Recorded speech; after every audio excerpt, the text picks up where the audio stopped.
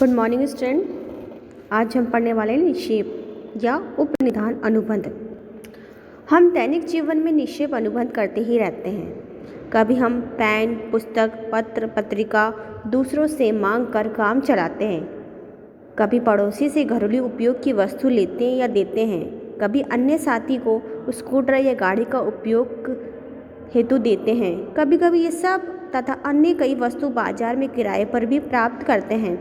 कभी कभी हम अपनी वस्तु दूसरे के पास सुरक्षित या देखरेख या मरम्मत के लिए छोड़ आते हैं। तो ये सभी एक अनुबंध को जन्म देते हैं, जिसे या हम अपनी वस्तु दूसरे को किसी उद्देश्य के लिए अल्पकाल के लिए सौंप देते हैं, अथवा हम दूसरी वस्तु को प्राप्त करते हैं और दूसरा उद्देश्य पूरा होने के बाद लौटा देते हैं। तो ऐसे सभी अनुबंध निक्षेप अनुबंध के नाम से जानते हैं। निक्षेप अनुबंध हम अपने दैनिक जीवन में रोज ही करते रहते हैं। निक्षेप अनुबंध धारा 148 के अनुसार जब एक व्यक्ति किसी दूसरे व्यक्ति को किसी उद्देश्य से इस अनुबंध का माल सुपुर्द करता है कि उसे निश्चित उद्देश्य पूरा हो जाने पर उस माल की सुपुर्दगी देने वाले को माल वापस लौटा दिया जाएगा अथवा उसकी निर्देशानुसार उस माल की व्यवस्था कर दी जाएगी। तो ऐसे अनुबंध को निक्षेप अनुबंध कहते हैं।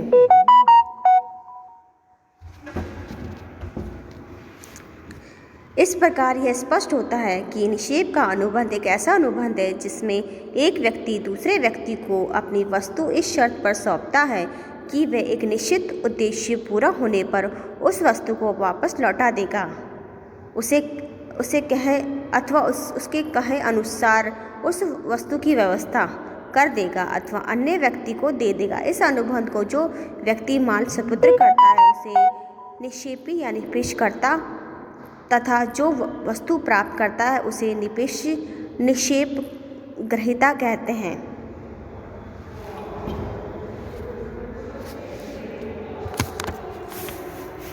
हम निक्षेप अनुबंध के आवश्यक तत्वों के बारे में पढ़ना चाहेंगे। पहला है अनुबंध। इसका पहला पॉइंट है अनुबंध। निक्षेप का जन्म अनुबंध से होता है। अनुबंध स्पष्ट या गर्भित कैसा भी हो सकता है। कभी कभी निक्षेप का जन्म कानूनी प्रभाव से भी हो जाता है, अर्थात अर्ध अनुबंध के कारण कानून थोपा दिया जाता है। दूसरा पॉइंट है माल का निक्षेप। केवल माल का ही निक्षेप हो सकता है। यह माल से तात्पर्य उस माल से है जिसे माल विक्रय अधिनियम 1930 में परिभाषित किया गया है। इस परिभाषा के अनुसार प्रत्येक चल संपत्ति, मुद्रा या अथवा वाद योग्य दावों को छोड़कर माल है। केवल चल संपत्ति ही निक्षेप किया जा सकता है, अचल संपत्ति का नहीं। माल शब्द का विस्तृत परिभाषा माल विक्रय अनुबंध का परिचय नामक माल विक्रय अनुबंध को हम आगे वाले चैप्टर में पढ़ेंगे। नेक्स्ट, इसका थर्ड पॉइंट है वस्तु की सुपुर्दगी। निक्षेप अनुबंध का एक आवश्यक तत्व यह है कि निक्षेपी द्वारा निक्षेप ग्रहीता को माल की सुपुर्दगी या वस्तु का अंतरण होना आवश्यक है। यदि निवेशी अपना माल निक्षेप ग्रहीता को नहीं सौंपता है तो उसे निक्षेप नहीं कह सकते हैं।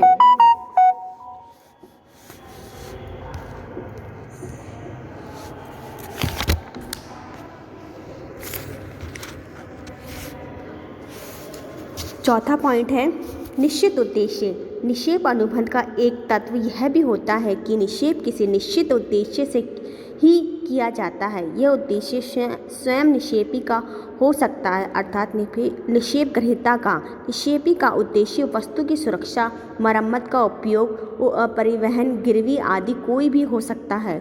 निक्षेप ग्रहीता अपने उपयोग के लिए माल वस्तु के निक्षेप की प्राप्ति को प्रस्ताव कर सकता है।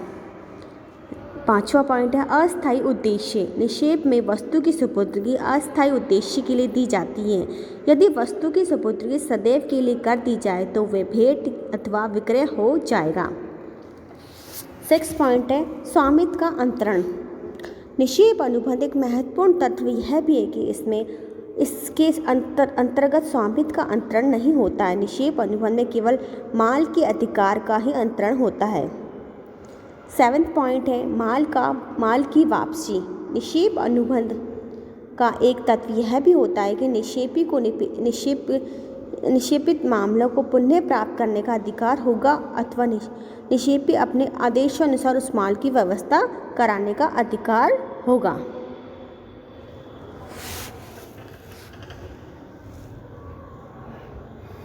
माल का रूप परिवर्तन। निक्षेप अनुबंध के अंतर्गत निक्षेपी को उस वस्तु को प्राप्त करने का अधिकार होता है अथवा उसे परिवर्तित रूप से प्राप्त करने का अधिकार होता है।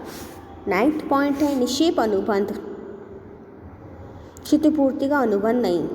निक्षेप अनुबंध एक व्यक्ति से दूसरे व्यक्ति को वस्तु की सुरक्षित रखने के लिए सौंपा सकता है, किंतु ये ध्यान रखना चाहिए यदि वस्तु प्राय सावधानी के बाद भी नष्ट हो जाती है तो निवेश क्रेता क्षतिपूर्ति के लिए उत्तरदायी नहीं होता है। इस प्रकार आकस्मिक घटना या बिजली गिरने, आंधी, वर्षा, विदेशी आक्रमण आदि के कारण भी वस्तु नष्ट हो जाती है तो उसे निवेश क्रेता को कोई दायित्व नहीं होता है। नेक्स्ट पॉइंट है बैंक में जमा धन निक्षेप नहीं है।